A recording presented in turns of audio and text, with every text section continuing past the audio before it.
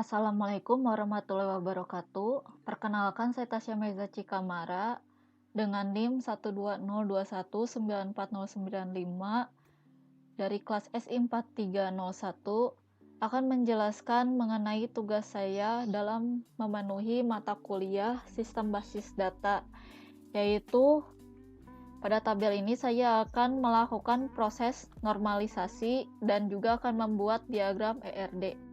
Yang pertama, kita sebut tabel ini adalah tabel anormal.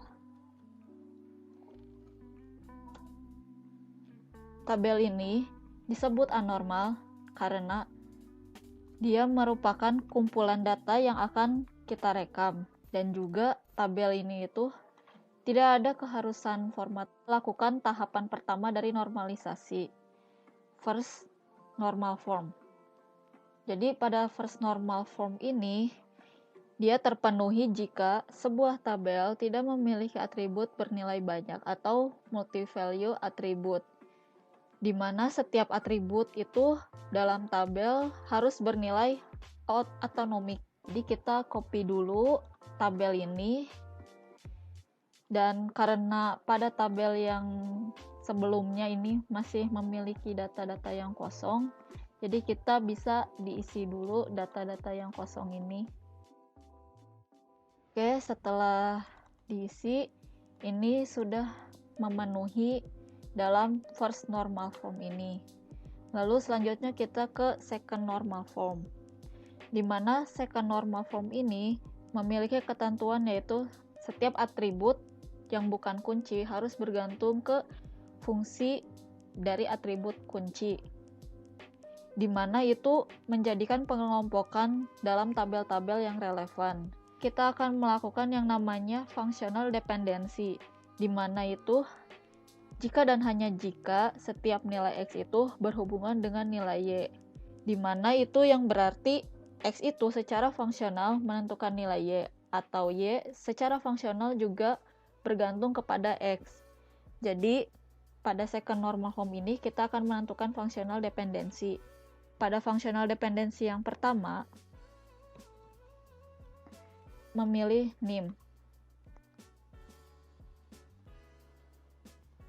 Nah, dari NIM ini itu dia memberikan informasi atau menentukan nama mahasiswa, alamat mahasiswa, dan jenis kelamin.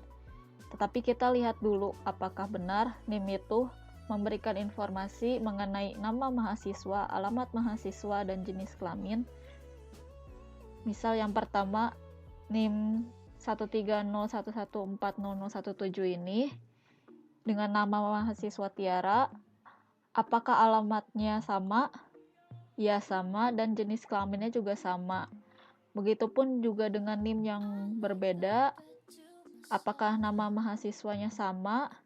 Ya, sama, dengan alamat yang sama dan jenis kelamin yang sama.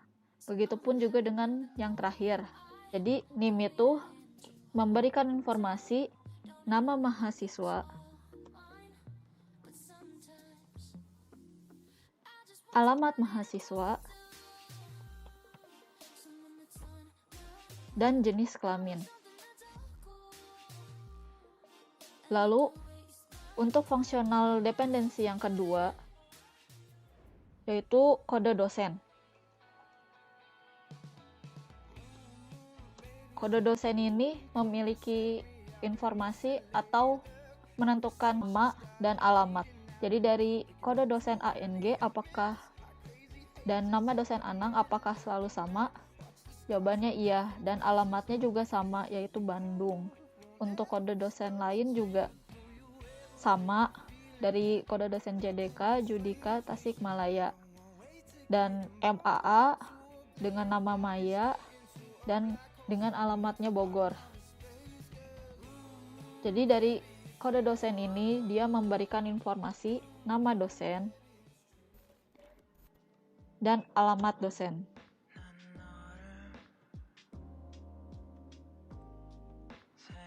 Lalu kita akan melakukan functional dependency yang ketiga, yaitu kode MK. Di mana kode MK itu memiliki memiliki informasi atau menentukan informasi apa saja, yaitu nama MK, SKS, semester, kode dosen, dan alamat dosen. Coba kita cocokkan dulu dari kode dosen. Coba kita cocokkan dulu dari kode MK. Dari kode MK ini, dengan mata kuliah nama MK ini, SKS ini, semester 2 dengan semester 2, apakah nama dosen dan kode dosen alamat sama? Ya, sama. Lalu pada kode MK yang lain, sistem basis data, SKS-nya 4, semester 4, kode dosennya sama. Lalu untuk pemrograman juga sama. Dan untuk yang lainnya juga sama. Maka dari yang kode MK ini dia memiliki atau menentukan informasi nama MK, SKS, semester, kode dosen, nama dosen, dan alamat dosen. Lalu yang terakhir FD4.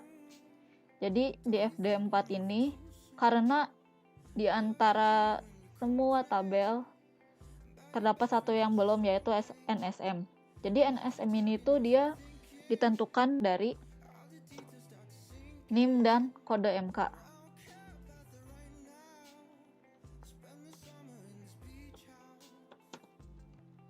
Coba kita lihat apakah dari NIM ini dan kode MK ini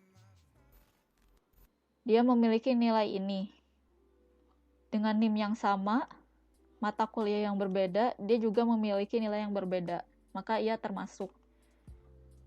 Lalu, udah ini kita membuat tabel dari FD tersebut, functional dependency tersebut. Yang pertama, ini tabel NIM atau mahasiswa, kita beri nama dulu.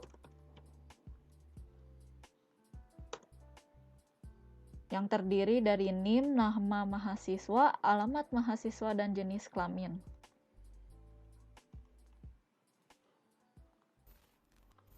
Dan untuk mencegah terjadinya redundansi, jadi yang double ini kita bisa hapus. Lalu untuk yang functional dependency yang kedua, yaitu kode dosen, nama dosen, dan alamat dosen. Kita beri tabel, namanya tabel dosen. Lalu pada functional dependency yang ketiga, yaitu dari kode MK, yang mana dia ada nama MK, SKS, semester, kode dosen, nama dosen, dan alamat dosen. Lalu untuk yang functional dependency yang terakhir, yaitu NIM, kode MK, dan NSM. Tabel nilai. Lalu kita akan melakukan tahapan ketiga, yaitu third normal form.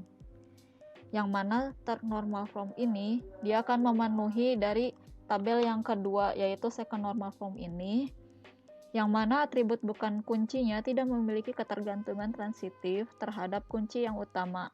Karena third normal form ini memenuhi dari bentuk second normal form, untuk tahapan berikutnya apakah ada yang bisa dijadikan ke third normal form, yaitu yang functional dependency 2 dan 3. Lalu apakah dari FD2 dan FD3 ini ada yang bisa dihapus? Dari FD3 di sini bisa, yaitu pada bagian nama dan alamat dosen. Yang mana kita akan tulis ulang di sini menjadi transitive dependency, atau biasa kita singkat yaitu TD1. TD1-nya tadi itu kode dosen. Kode dosennya memiliki atau menentukan informasi nama dosen dan alamat dosen. Nah, pada TD2 ini dia memiliki kode MK. Tetapi karena nama dosen dan alamat dosennya sudah ditulis sebelumnya pada TD1, jadi kita akan menghapus nama dan alamat dosen dan cukup kode dosen saja.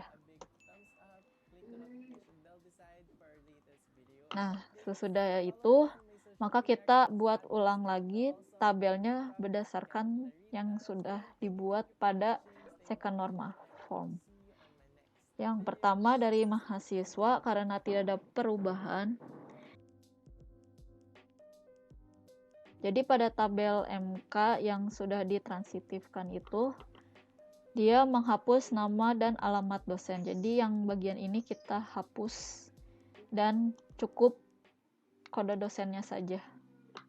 Lalu yang terakhir, tabel nilai. Tabel nilai tidak ada perubahan.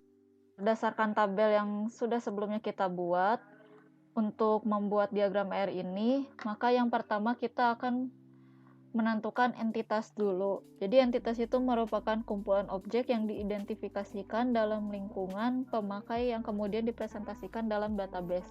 Jadi di sini saya akan membuat 3 entitas. Mana entitas yang pertama yaitu dosen. Yang kedua adalah mata kuliah atau kita singkat jadi MK, dan yang terakhir adalah mahasiswa. Lalu pada setiap entitas ini pastinya memiliki atribut, yaitu sifat atau karakteristik yang dimiliki oleh sebuah entitas.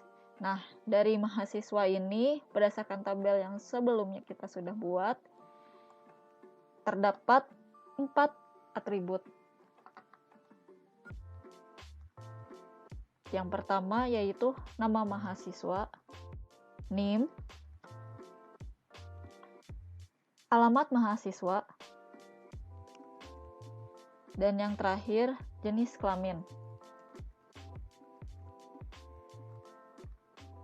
Lalu kita sambungkan antara atribut dengan entitas. Berdasarkan tabel yang sebelumnya, dosen memiliki 3 atribut. Yang pertama yaitu kode dosen, lalu nama dosen, dan alamat dosen. Lalu yang terakhir pada entitas mata kuliah itu ada kode MK,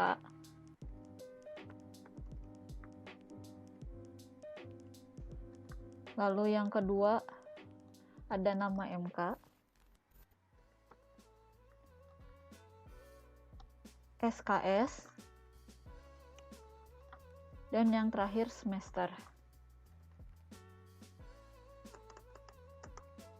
Maka selanjutnya kita akan menentukan relasi dari mahasiswa ke mata kuliah dan dosen ke mata kuliah, yaitu mahasiswa mengambil mata kuliah. Dan untuk dosen dan mata kuliah, dia memiliki hubungan atau relasi yaitu mengajar. Kita akan menentukan kardinalitas antar entitas dan relasi. Jadi yang pertama, entitas mahasiswa dengan entitas mata kuliah dengan relasi mengambil, karena banyak mahasiswa bisa mengambil banyak mata kuliah, dan begitu pun sebaliknya, setiap mata kuliah juga dapat diambil oleh banyak mahasiswa. Jadi entitas mahasiswa dan mata kuliah yaitu many to many. Lalu bagaimana dengan dosen dan mata kuliah? Yaitu memiliki kardinalitas one to many, karena satu dosen itu dapat mengajar banyak mata kuliah, tetapi tidak bisa jika satu mata kuliah itu diajar oleh banyak dosen. Jadi relationnya yaitu one to many. Lalu bagaimanakah participation constraint-nya? Karena mahasiswa itu membutuhkan mata kuliah dan mata kuliah itu pasti dibutuhkan oleh mahasiswa, maka Participationnya yaitu participation total, karena ketergantungan penuh antar mahasiswa dan mata kuliah. Lalu bagaimana dengan dosen?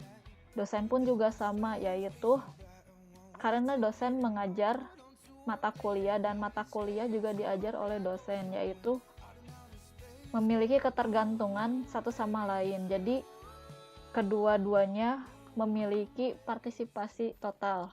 Yang mana partisipasi total itu dilambangkan dengan dua garis yang bersamaan.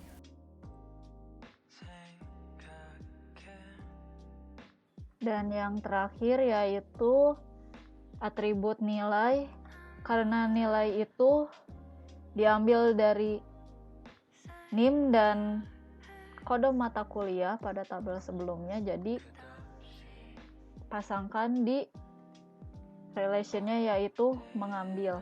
Kita masukkan di bagian mengambil atau relasi di antara mahasiswa dan mata kuliah, karena pada sebelumnya nilai itu ditentukan dari NIM dan kode mata kuliah. Sekian dari saya. Terima kasih sebelumnya. Mohon maaf apabila ada kesalahan. Wassalamualaikum warahmatullahi wabarakatuh.